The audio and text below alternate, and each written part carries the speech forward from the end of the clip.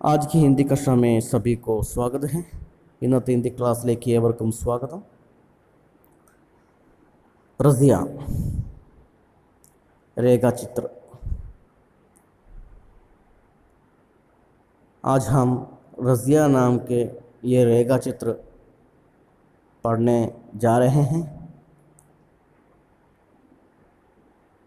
रामवृक्ष बेनीपुरी ने ये रेखा चित्र लिखा है। रामवृक्ष बेनीपुरी भारत के एक महान विचारक, चिंतक, क्रांतिकारी, साहित्यकार, पत्रकार एवं कुशल संपादक थे।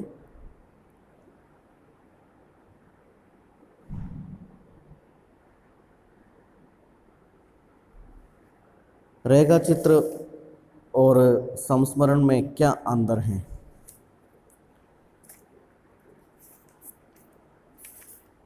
रेखा चित्र जो है कहानी से मिलता जुलता साहित्य रूप है। ये शब्द अंग्रेजी के स्केच शब्द का अनुवाद है। രേഖാചിത്രവും സംസ്മരണവും തമ്മിലുള്ള വ്യത്യാസം എന്താണ്? രേഖാചിത്രം എന്ന് പറഞ്ഞാൽ അത് കഹാനിയുമായിട്ട് ബന്ധപ്പെട്ട ഒന്നാണ്, ഒരു സാഹിത്യ രൂപമാണ്. ഇത് ഇംഗ്ലീഷിൽ നിന്നും വന്ന സ്കെച്ച് എന്ന ശബ്ദത്തിൽ നിന്നാണ് വന്നിരിക്കുന്നത്. स्केच की तरह रेखा चित्र में भी कम से कम शब्दों में कलात्मक ढंग से किसी वस्तु, व्यक्ति या दृश्य का अंकन किया जाता है. എപ്രകാരമാണോ സ്കെച്ചിൽ ഒരു വ്യക്തിയെക്കുറിച്ചോ അല്ലെങ്കിൽ ഏതെങ്കിലും വസ്തുവിനെക്കുറിച്ചോ വളരെ കലാത്മകപരമായി ചിത്രീകരിക്കുന്നത്, അതുപോലെ തന്നെയാണ് രേഖാചിത്രത്തിലും ചിത്രീകരിക്കുന്നത്. പക്ഷേ ശബ്ദോं द्वारा സജീവ് ചിത്रण किया है. സാഹിത്യ ഭാഷയിൽ പറയുകയാണെങ്കിൽ ശബ്ദങ്ങളിലൂടെയാണ് ഇവിടെ സാഹിത്യത്തിൽ രേഖാചിത്രം ചിത്രീകരിക്കുന്നത്.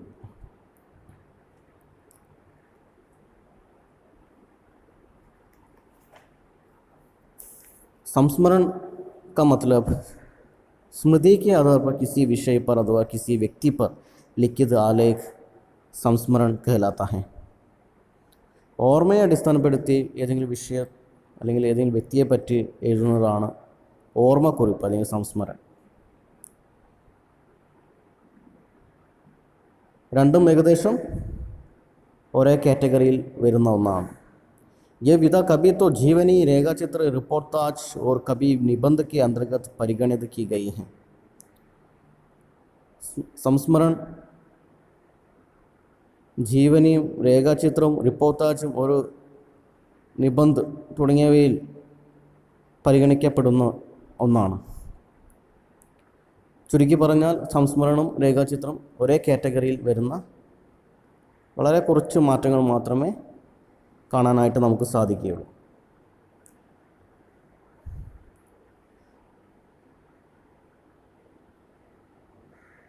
रज़िया नाम की ये रेखा चित्र में रामवृक्ष बेनीपुरी भारतीय समाज के विभिन्न वर्गों के जीवन पर प्रकाश डाला है. धर्म संप्रदाय से बढ़कर जीवन और मानवीयता को महत्व दिया है. ഭാരതത്തിലെ വിവിധ ജാതിയിൽ അതുപോലെ മതത്തിൽ അവരുടെ ജീവിതത്തിൽ കാണുന്ന പ്രത്യേകതകളാണ് ഇവിടെ ചിത്രീകരിച്ചിരിക്കുന്നത്. അതുപോലെ തന്നെ മതവും ജാതിയും സമ്പ്രദായവും അതിനേക്കാളും ഉയർന്ന തലത്തിൽ മനുഷ്യത്വത്തിന് ആണ് മഹത്വം, ഇമ്പോർട്ടൻസ് എന്നും അദ്ദേഹം ഇതിലൂടെ വരച്ചു കാണിക്കുന്നു. चलते हैं रज़िया चैप्टर की ओर.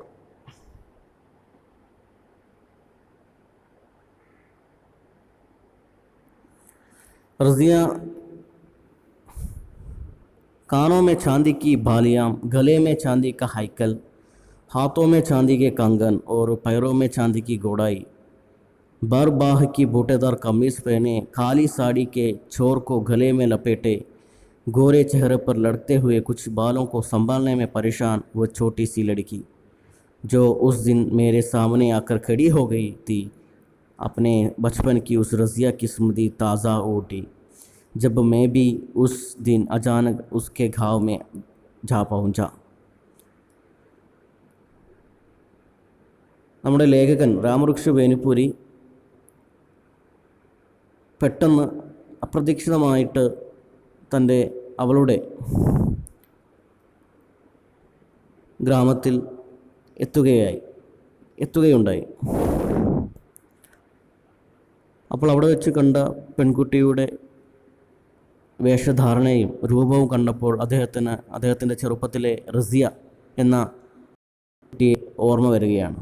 जब वो हमारे लेखक रामवृक्ष बेनीपुरी अपने गांव में पहुंचा तो वहाँ के बचपन में रज़िया नाम के एक लड़की थी, उसकी याद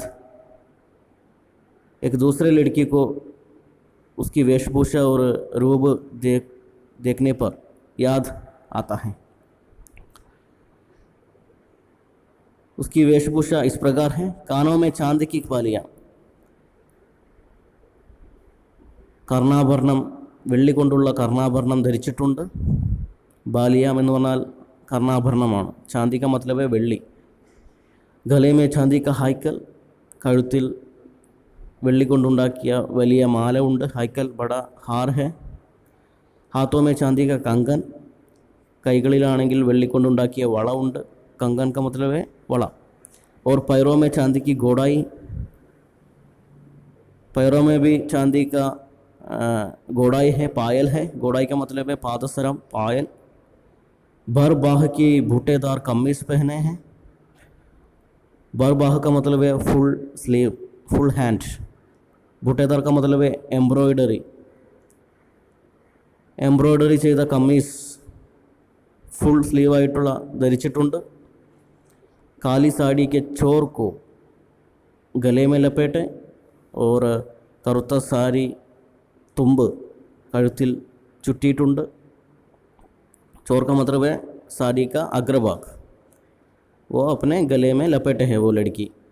गोरे चेहरे पर लड़कते हुए कुछ बालों को संभालने में परेशान. उसका चेहरा जो है गोरे हैं, सफ़ेद हैं, तो सफ़ेद चेहरे पर कुछ बालों को संभालने में परेशान है. കുറച്ച് മുടി ആ മുഖത്തേക്ക് തൂങ്ങിക്കിടക്കുന്നുണ്ട്, അത് നേരെയാക്കാൻ ബുദ്ധിമുട്ടുന്നു.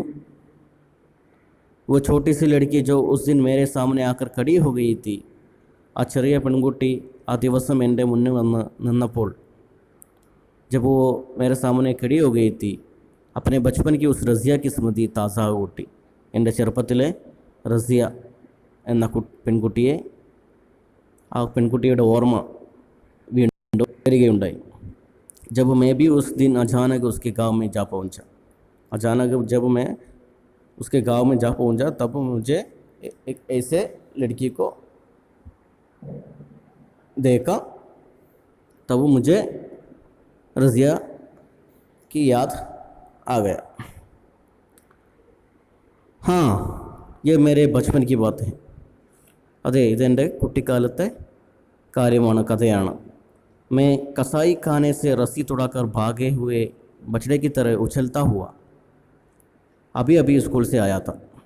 कसाई खाना എന്ന് പറഞ്ഞാൽ ഇറച്ചിക്കടയാണ്.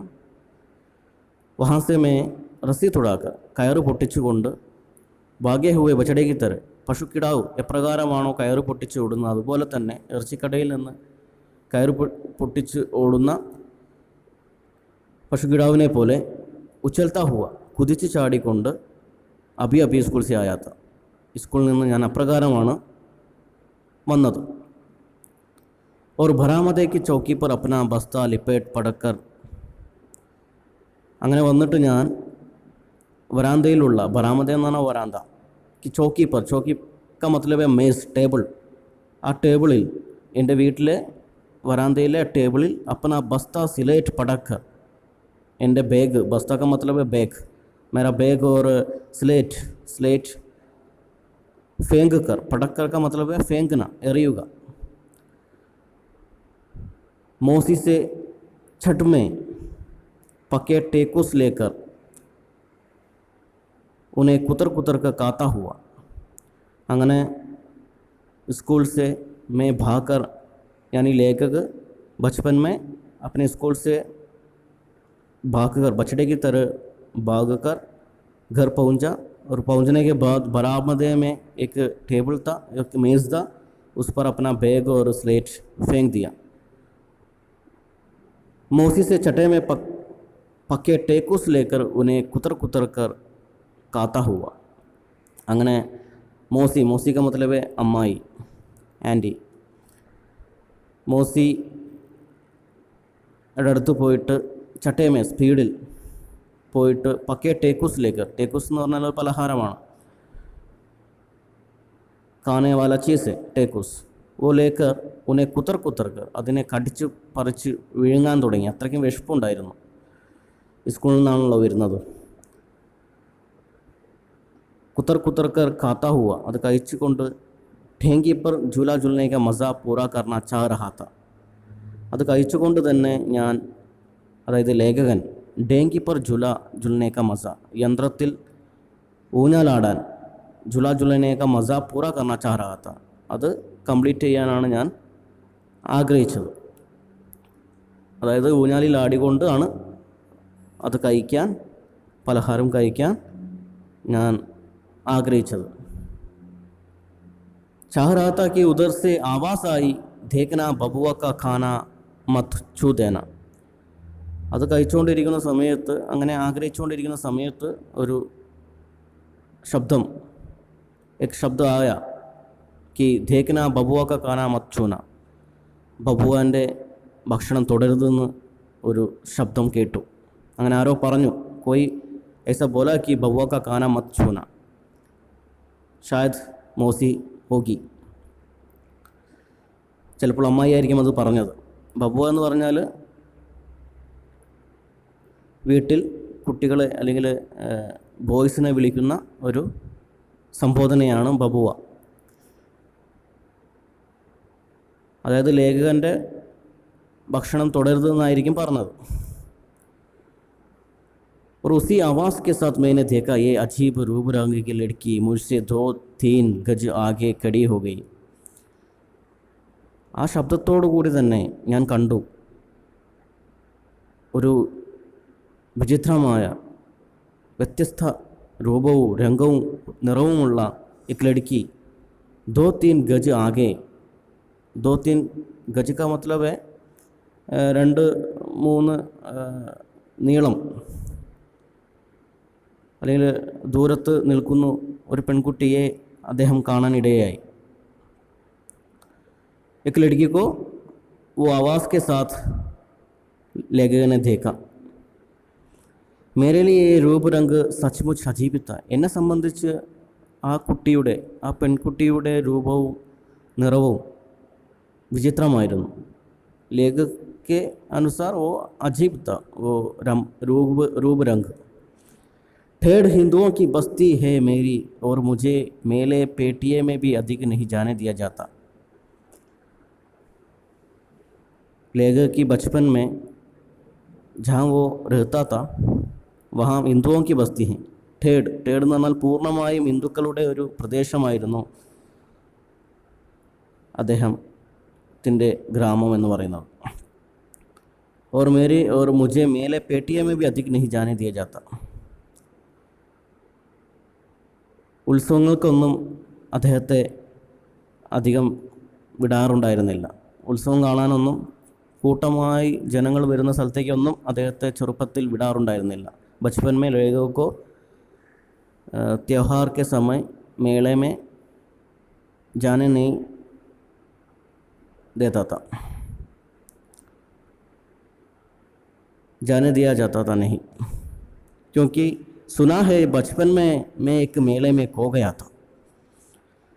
എന്നെ വിടാത്തത് കാരണം ആരോ പറഞ്ഞത് കേട്ടിട്ടുണ്ട്, ചെറുപ്പത്തിൽ മേളയിൽ പോയ സമയത്ത് എന്നെ നഷ്ടപ്പെട്ടു എന്ന്. बचपन में लेखक को खो गया था, मुझे कोई औदड़ लिए जा रहा था.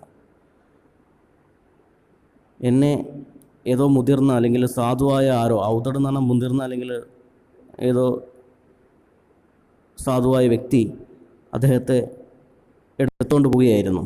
उसको लेकर जा रहा था बचपन में, ले के बचपन में कि गाँव की एक लड़की की नज़र पड़ी और मेरा उद्धार हुआ. അങ്ങനെ ഗ്രാമത്തിലെ ഒരു പെൺകുട്ടി കാണുകയും അദ്ദേഹത്തെ രക്ഷപ്പെടുത്തുകയാണ് ചെയ്തത്. एक लड़की का नज़र पड़ी और उसकी रक्षा किया. उदार हुआ എന്ന് പറഞ്ഞാൽ രക്ഷിക്കുക. मैं माँ बाप का एक लौता था. ഞാൻ അച്ഛൻ്റെ അമ്മൻ്റെയും ഏക പുത്രനായിരുന്നു. एक लौता पुत्र था लेखक माँ बाप का. माँ चल बसी थी. माँ मर चुकी थी. अम्मा मरिച്ചിരുന്നു.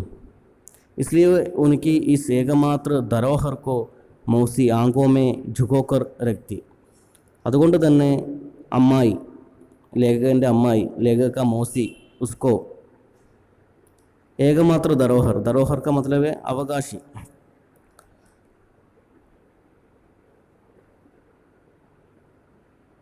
धरोहर को मौसी आंखों में झुकोकर रखती. കണ്ണിലെ കൃഷ്ണമണി പോലെയാണ് കെയർ ചെയ്യുന്നത് മൗസി. അമ്മ അല്ല, അതുപോലെ തന്നെ എല്ലാ സ്വത്തിൻ്റെയും അവകാശി അദ്ദേഹമാണ്. അതുകൊണ്ട് തന്നെ അമ്മായി അവനെ കണ്ണിലെ കൃഷ്ണമണി പോലെ, ജുഗോണ എന്ന് പറഞ്ഞാൽ ശേഖരിക്കുക എന്നാണ്, കണ്ണിലെ കൃഷ്ണമണി പോലെ തന്നെ നോക്കുക, അത്രയ്ക്കും കെയർ ചെയ്തുകൊണ്ട് നോക്കുക എന്നതാണ് അർത്ഥം. മേരെ ഗാവ് മേ ഭി ലഡ്കിയോ കി കമി നഹി. എൻ്റെ ഗ്രാമത്തിലും പെൺകുട്ടിയെ കുറവൊന്നുമില്ല. കിന്തു ന ഉൻകി യേ വേഷഭൂഷ ന യേ രൂപ് രംഗരൂപ്. പക്ഷേ ഇപ്രകാരമുള്ള ഡ്രസ്സിങ്ങോ നിറമോ രൂപമോ ആ പെൺകുട്ടികൾക്കില്ല. ऐसे वेशभूषा और रूप रंग मेरे गांव के लड़कियों को नहीं है.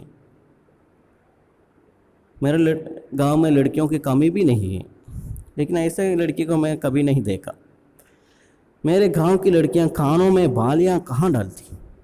എൻ്റെ ഗ്രാമത്തിലെ പെൺകുട്ടികൾ കാതിൽ ഇങ്ങനെ വെള്ളി ആഭരണങ്ങൾ ധരിക്കാറില്ല. और भर बाह की कमीज भी उन्हें कभी नहीं पहने देखा. അതുപോലെ തന്നെ ഇങ്ങനത്തെ ഫുൾ സ്ലീവ് ആയിട്ടുള്ള കമ്മീസും ധരിച്ചതായിട്ട് കണ്ടിട്ടില്ല.